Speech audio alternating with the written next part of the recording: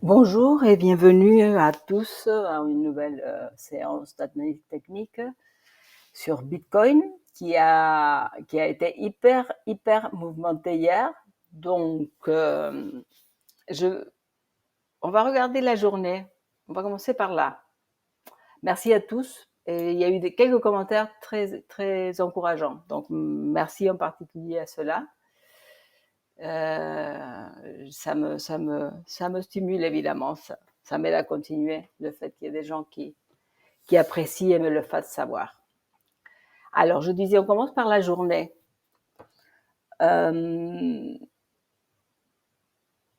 que je voulais te dire, ça, c'est la journée d'hier. Donc, on a fait un sacré parcours qui est assez commun chez Bitcoin, n'est-ce pas? On a déjà vu ça ici, le 26 avril, le jour, c'était encore pire, n'est-ce pas? C'était encore plus prononcé, pas pire.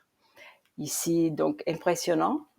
La hausse motivée par des chiffres qui étaient plutôt encourageants parce qu'on a pu voir que le niveau de prix à la consommation descend de mois en mois depuis plusieurs mois, pratiquement 9 mois, un truc comme ça.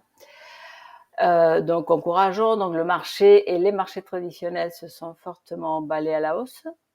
Aujourd'hui, on a le PPI, ça va faire bouger aussi, mais en plus, on a les chiffres du chômage, les unemployment claims.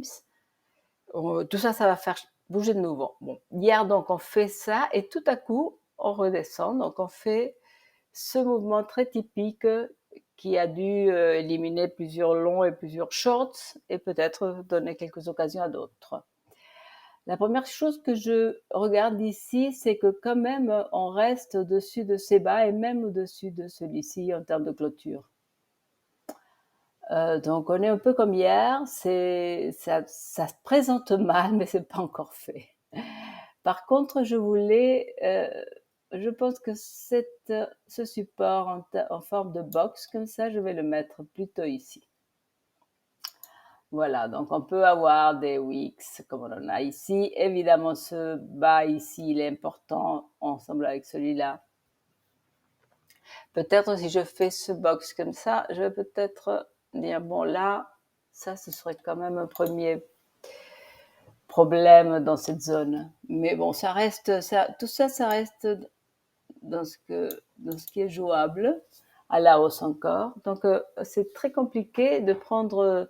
Qu'est-ce qu'on fait? Ben, ici, on se dit, tant qu'on est ici, ben, on va long, en sachant qu'on va clôturer quelque part par ici si ça tourne mal. Donc, il faut avoir des stop-loss à peu près posés parce qu'on n'aura jamais l'occasion de sortir si ça dérape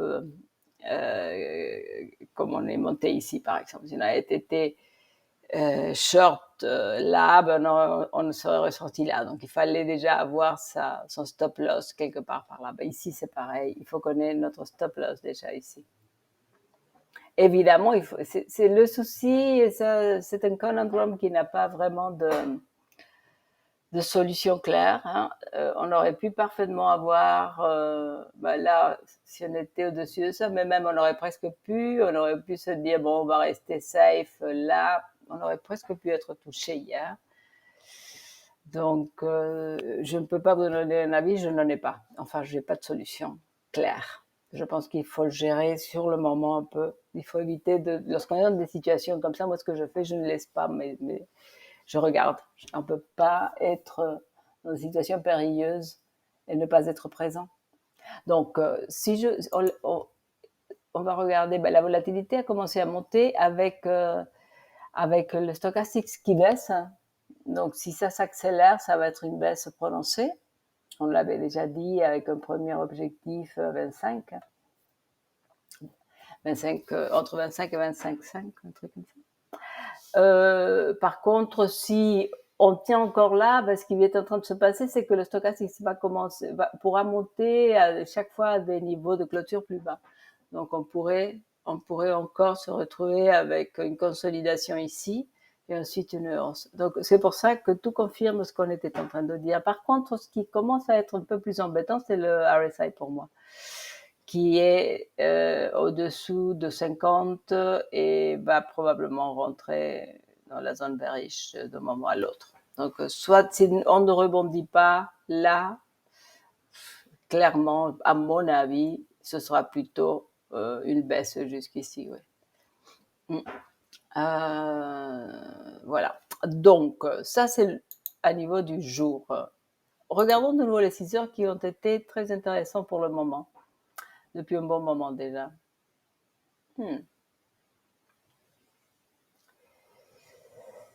Et oui, donc ici, on a encore cette possibilité d'une bullish divergence, n'est-ce pas, qui est toujours là. Donc ça n'a pas changé. Le stochastique, c'est à la hausse et la volatilité est très basse, donc elle va monter. Si elle monte avec un stochastique aussi, on peut s'attendre à au moins venir revoir les hauts qu'on a vus hier.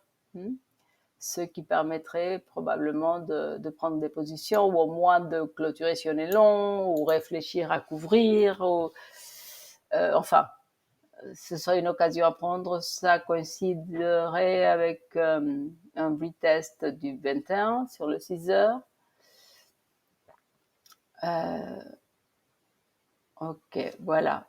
Je pense qu'il va falloir attendre les chiffres, l'ouverture et une solution à cette situation de consolidation qui, sur les 4 heures, commence à se voir pas mal.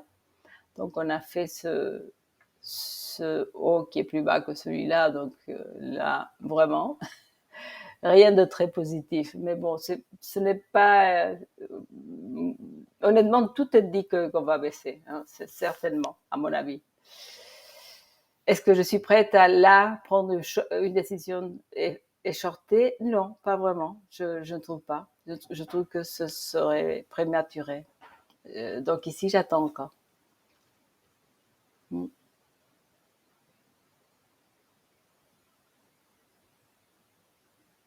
Regardez, combien de temps on est resté en consolidation ici? Du 21 avril à 18 heures jusqu'au 25 à 18 heures, ça nous fait 4 heures. Et ici, on est depuis le 8 mai. On est le 8, donc demain, et on serait comme ici. Donc, c'est toujours compliqué. C'est pour ça qu'il faut vraiment bien évaluer les niveaux auxquels on est prêt à prendre des risques ou au contraire, les diminuer. L'heure, pour voir un tout petit peu, on a eu ce moment de volatilité folle hier avec la hausse au départ et ensuite la chute encore plus forte à 19 heures. Il y a toutes sortes de rumeurs sur des ventes de Bitcoin. Enfin, même si ça peut être n'importe quoi. Si ce n'est que ça, il ne faudrait pas en tenir compte. Donc, honnêtement, j'ai tendance à ne pas faire attention. Ensuite, on peut tout expliquer et comprendre. Donc ici, qu'est-ce qu'on a? Une volatilité plutôt à la baisse avec un stochastique qui baisse. Donc on va rester probablement là en attendant que les marchés traditionnels donnent de là et que les chiffres surtout sortent. C'est comme hier, en début d'après-midi. Écoutez, je pense qu'on est à peu près après si on élimine ça, on est comme hier. Hein. On est comme hier, sauf qu'on peut dire qu'il y a eu un essai de montée qui a été soldé par un essai de baisser qui n'a pas non plus marché. Et donc, on a une lutte entre bears et bulls, n'est-ce pas?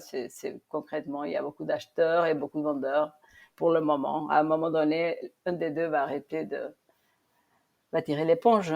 Et donc, on aura une résolution de la situation.